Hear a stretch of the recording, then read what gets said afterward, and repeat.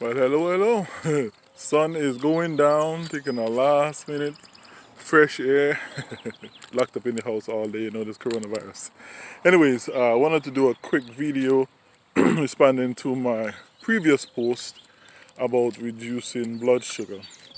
I said, go ahead and inbox me if you wanted to know what I did to take my blood sugar from a diabetic level down to a normal sugar level.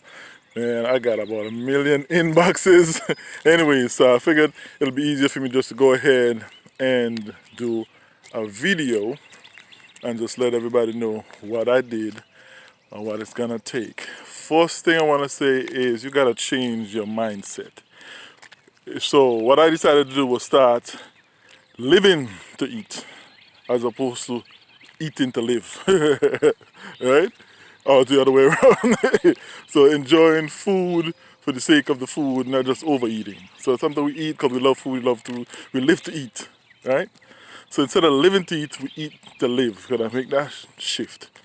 So once blood sugar spiked, I said, well, I'm gonna make that change. So immediately, no carbs, no bread, no rice, no flour, no sugar of any kind, cold turkey, right?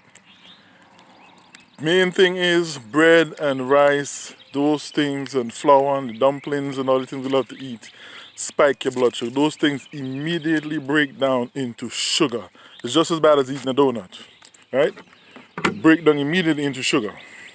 So even in small portions, and if you are like if you have a diabetic person in your family, if it runs in a family, a father or a mother or somebody like that, it even worse. It even comes on easier, faster. So you have to know your family history.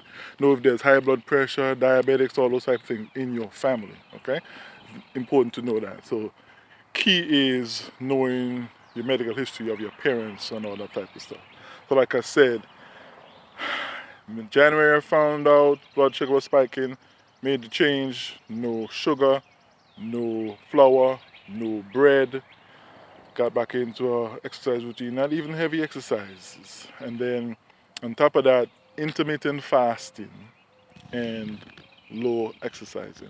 So I started doing a lot of research online, various doctors that were diabetic or that had diabetic patients for 20 plus years.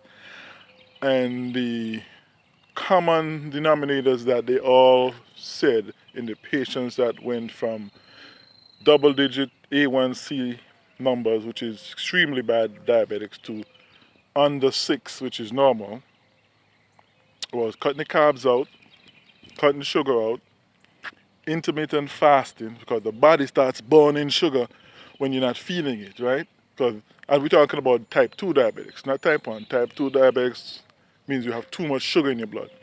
So eliminating that sugar, you can't be adding sugar and expect to have the same results. So I literally lost 25 pounds and went from 7.4 to 6 and under 6 in 2.5 months. But initially, like I said, it's a challenge changing your eating habits because being from a West Indian background, of course, rice and peas and dumplings and fried dumplings and I have a huge sweet tooth, which doesn't help. So just had to make a decision. Get rid of the sugar, cut out the carbs, and it doesn't have to be permanent. Once you get it down to a normal, manageable, everyday, healthy level, then you can, intermingle certain things. So what did I eat? A lot of vegetables, stir fry, let's say everything else. But you also have to watch your fruit intake. Certain fruits are high in sugar. Bananas are high in sugar. You really need to eat more berries. And this is for people who are bad, double digits or more, or who are already diabetics. You really need to go all in. No fruits, no bread. Forget this wheat bread thing. That's nonsense. Wheat is just as bad as white bread. It's high in carbs, right?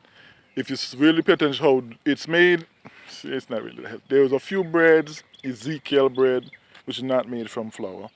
Find substitutes that are not made from flour, right? Eat a lot of berries, drink a lot of water, especially alkaline water. Exercise as much as you can daily, even if it's just a 20-minute walk, right?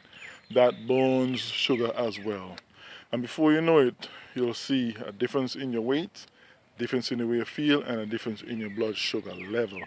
Trust me.